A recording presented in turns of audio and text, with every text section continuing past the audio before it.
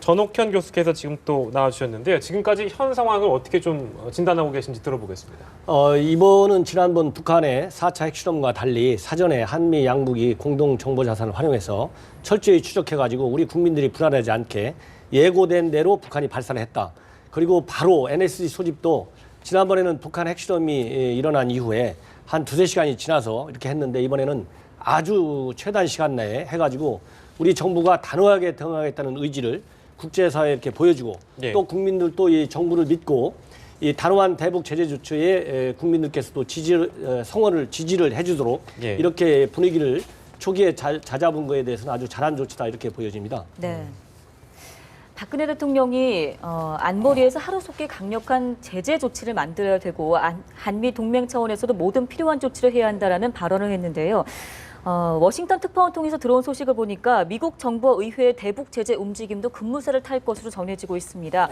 일단 또 여기에 미국 정부가 북한을 테러 지원국으로 재지정하는 문제에 대해서도 검토할 가능성이 높다고 점쳐지고 있거든요. 김현수 교수님 어떻게 보시는지요? 예, 지금 미국에서 이것과 관련해서 북한 제재 법안이라고 하죠. 네. 북한 제재 법안과 관련해서 두 개의 유의미한 법안이 통과가 된 게 있는데요. 하나는 하원에서 통과를 시켰고요. 하나는 상원에서 통과를 시켰어요.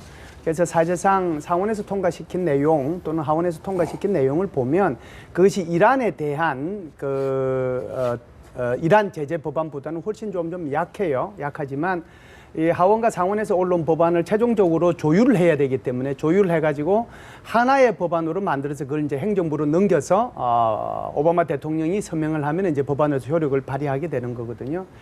지금 현재의 분위기를 보면요. 지금 질문하신 것처럼 이 법안이 통과될 가능성은 뭐 굉장히 많고요. 네. 오히려 상원과 하원에서 올라온 내용보다 더 강한 소위 말해서 세컨더리 보이콧이라고 할 수 있는 북한과 거래하는 다른 나라의 은행들에 대해서 제재를 가할 수 있는 유사한 그런 형태의 법안까지 만들어질 가능성이 있다라고 보는 거고요. 두 번째는 지금 대테러 지원국 재지정 문제도 지금 심각하게 이제 고려가 될 수밖에 없는 거죠. 왜 그러냐면 옛날에 이제 대테러 지원국에서 북한을 이 육자회담하고 관련해가지고 해제를 해줬잖아요. 그래서 이 대테러 지원국을 다시 지정을 하게 되면 북한에 대한 또 다른 이제 제재가 가해지는 거기 때문에 여기에 대해서 북한을 더 옥죄는 효과가 있거든요. 네. 그렇기 때문에 북한에 대한 대북 제재법 그리고 여기서 지금 질문하신 것처럼 대테러 재지정하는 문제, 이 문제가 아마 의회에서 열띤 공방을 이 선거전 과정 속에서도 같이 펼쳐지지 않을까 생각을 합니다. 네. 제가 이제 한 가지만 미국 의회의 대북 제재와 관련해 가지고 한 마디만 더 이제 추가한다면요.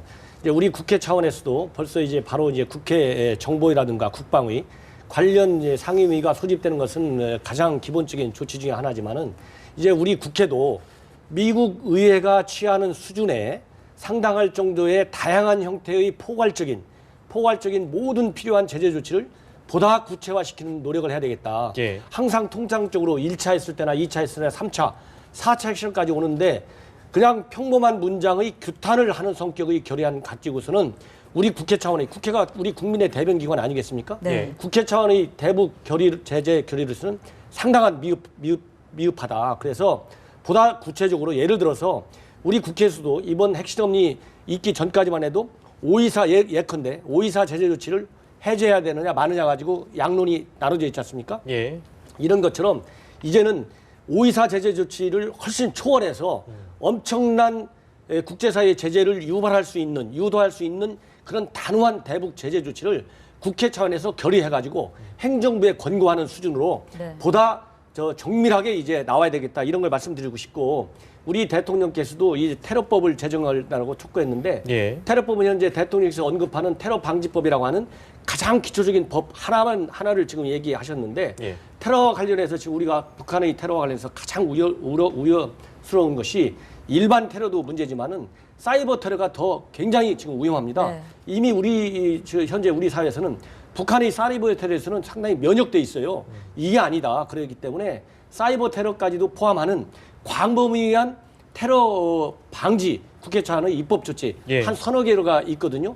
이런 모든 테러에 북한이 대응할 수 있는 전반적인 입법 조치가 국회 차원에서 빨리 논의돼야 되겠다. 그래서 여야가 초당적으로 북한의 4차 핵실험과 그리고 장거리 미사일 발사에 대해서 전과 다른 모습을 보여주지 않는 한 예. 중국 하나를 우리가 안 움직인다고 서운하다고 생각할 게 아니라 국회가 먼저 반성해야 된다 이런 생각이 듭니다. 네. 예. 그 대응 수준이 핵실험 직후에 우리가 제일 먼저 했던 것이 대북 확성기였었습니다. 오늘도 보니까 대테러 방지법을 말씀하신 것 같은데요. 예. 근데 이제 그 우리가 이 전략적 수준이라는 관점에서 보면 지금 테러는 그 비정상적인 무력 수단이라든가 행동을 통한 그 교란 행위거나 파괴 행위이죠. 그런데 이 지금 북한이 핵실험을 하거나 장거리 로켓을 발사하는 것은 이거는 대량 살상 무기입니다. 그러니까 지금 우리가 갖고 있는 대북 수단이 그만큼 궁색하다는 뜻이죠. 그러니까 지금 이제 그 옛날 이스라엘이나 이런 데는 자기 주변 국가에서 핵을 개발하면 자기 무력을 동원해서 공격을 하거든요. 예. 근데 지금 우리 경우는 지금 전시 작전 통제권이 미국이 갖고 있고 그밖에 지금 뭐 취할 수 있는 조치는 거의 다 취해놓은 상황에서 지금 유일하게 남아 있는 것이 개성공단 정도인데요. 그러니까 지금 국제사회 공조 이외에는 남북 관계에서 취할 수 있는 정책 수단이 거의 없다는 거죠. 그러니까 그만큼 그 우리가 대응할 수 있는 수단이 궁색하다. 그러니까 그게 이제 서로 전략적 수위에 맞는 대응을 해서 이걸 억제를 시켜야 되는데 예. 지금 그런 부분에서 속수무책으로 지금 계속 밀려 나오는 상황이거든요. 그러니까 예를 들어서 미국도 이 레드라인이라는 금지선을 정해놓고 일정 수준을 넘었으면 공격한다라든가 예.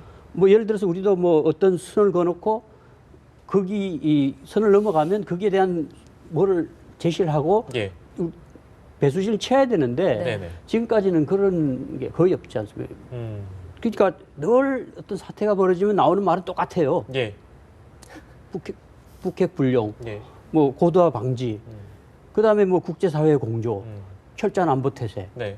이 똑같은 것이거든요. 그러니까 똑같은 방식으로 똑같이 지금까지 밀려오는 것이거든요. 예. 저쪽은 모든 역량을 집중해서 과학자들에 대한 중시 정책을 하면서 미래 과학자들이라는 게 그 새로운 집들을 지어서 다 나눠주고 너희들은 이것만 해라 하고 총력을 다해서 속도전으로 나오는데 우리가 하는 방법은 늘 기존에 있던 같은 패턴으로 지금 나오는 것이거든요. 네. 그러니까 그런 부분에서 저는 그 전략적 수위에 맞는 대응을 해야 된다.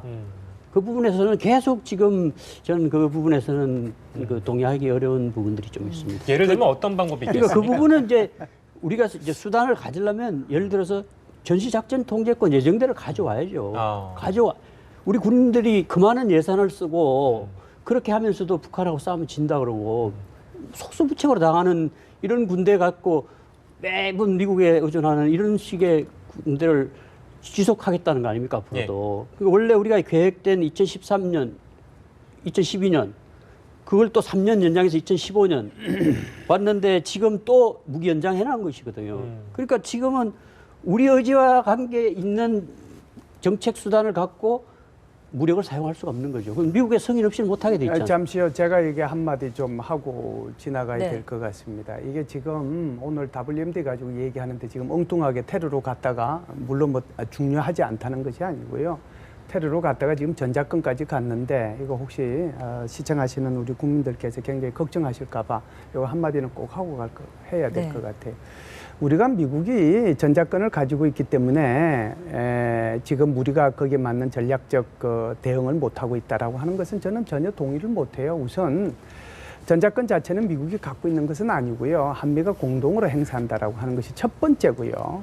두 번째는 전작권을 설령 이제 주한미군이 빠지고 난 상태에서 우리의 합참의장이 우리의 전시작전 통제권을 행사한다고 하더라도 지금 북한이 예를 들어서 1차 핵실험하고 장거리 미사일 2차 핵실험, 2차 장거리 미사일 발사할 때 그러면은 가가지고 예를 들어서 영변 핵시설 폭격하고 그다음에 동창리 가서 폭격하고 그게 이제 전략적 대응이라고 한다면 네. 과연 그게 가능했겠느냐 하는 거고요. 세 번째 말씀드릴 수 있는 것은 한국이 형이고 맨날 북한이 동생이라고 얘기하는데 동생이 잘못한 것에 대해서 계속 꾸짖고 얘기하고 너 이렇게 하면 정말 나중에 문제가 되니 이렇게 하지 말아라. 그래서 사실상 상응한 유엔 안보리 대북 제재 결의안이 쭉 통과가 됐다라고 저는 보는데요.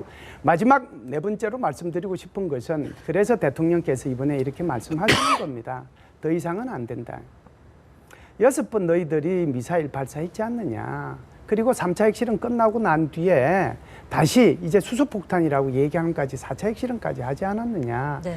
이제는 참을 수 있는 부분에 끝까지 왔다. 한국 정부와 한국인이 참을 수 있는 끝부분까지 왔고 국제사회가 너를 용인해 주는 부분에 끝까지 왔다. 이렇게 이제 보는 거죠. 그렇기 때문에 강력한 대북 제재 결의안을 끌어내야 되겠다라고 생각하는 거고요. 그런 차원에서 우리가 전작권 문제를 다시 봐야 되는 거고요. 마지막으로 하나만 더 말씀을 드리고 싶으면 전작권을 한미가 공동으로 행사하는 이유는요. 전쟁이 일어나서 전쟁에서 승리하기 위해서 전작권을 지금 잡아두고 있는 게 아닙니다. 전작권이라고 하는 것은요, 한미가 공동으로 행사하는데 바로 전쟁이 일어나지 않도록 미군을 대한민국에 잡아둬서 억지력을 발휘하기 위해서 그 전작권이 필요한 것이죠.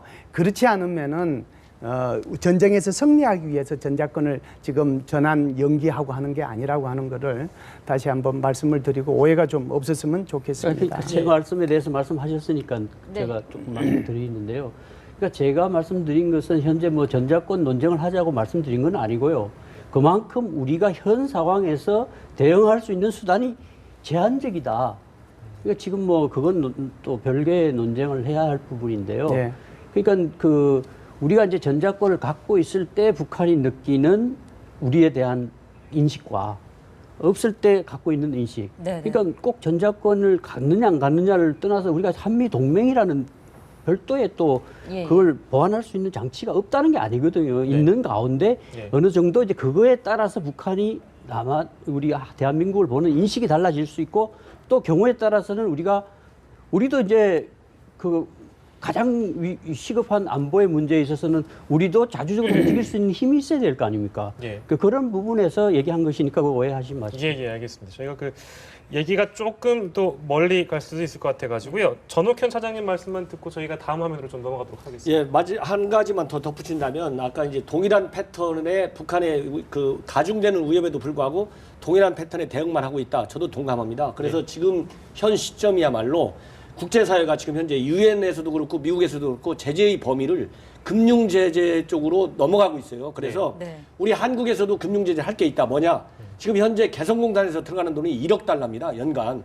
지금 현재 1억 달러 중에 상당 부분이 이런 핵 미사일 자금으로 쓰이고 있거든요. 그렇기 때문에 개성공단을 전면 폐쇄하는 것을 적극적으로 검토할 마지막 시간에 이제 와 있다고 봅니다. 그래서 단순하게 개성공단에 나가 있는 우리 대한민국 국민의 생명을 보호하는 인질로 잡히지 않아야 된다는 그런 차원에서 아니라 우리가 개성공단에 지불되는 돈이 핵 미사일 자금으로 바로 전용된다고 하는 이런 위중성을 감안해가지고 개성공단을 전격 폐쇄하는 문제를 적극적으로 검토할 시점에 와 있다. 저는 그런 말씀을 드리고 싶습니다. 네, 김철호 박사님께 30초만 드리겠습니다.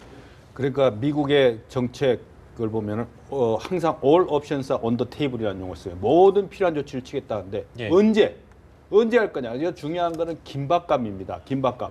항상 백버너식으로 뒤에 놔뒀다가 그래 전략적 인내하고 천천히 하겠다는 게 아니고 now 지금 세계가 원하고 관심이 집중될 때 이때 해야 된다기 때문에 우리가 신중함보다는 결단력을 발휘해 가지고 강하게 국제사회와 공제에서 압박을 하는데 가장 중요한 거는 필요한 때는 이런 때는 우리가 갖고 있는 북한 내부의 고도의 정보 내용도 과감하게 공개해서 그동안의 여러 가지 때문에 공개하지 못했던 그런 것까지 공개해서 북한이 최저 위협을 느껴야 김정은이 자리가 흔들려야 이게 변화가 오지 몇백만 명이 굶어져도 눈 하나 깜짝 안 하는 저 정권이기 때문에 이 정권의 실체를 명확하게 알고 베이징도 더 이상 서울의 말을 들어서가 아니고 자기들의 그 전략적 이유를 위해서 이번에는 꼭 동참을 해야 된다는 그런 강한 압박을 우리가 선도해야 된다고 봅니다. 네.